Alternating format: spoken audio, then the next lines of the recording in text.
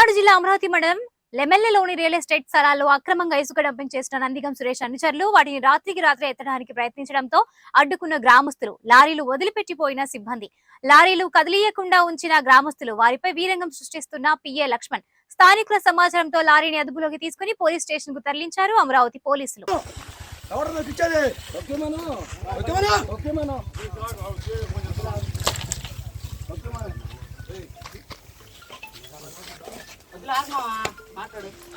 తొక్కిండి బండి కింద పడుకుంటా తొక్కిస్తారు.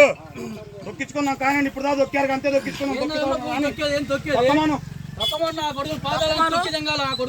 అది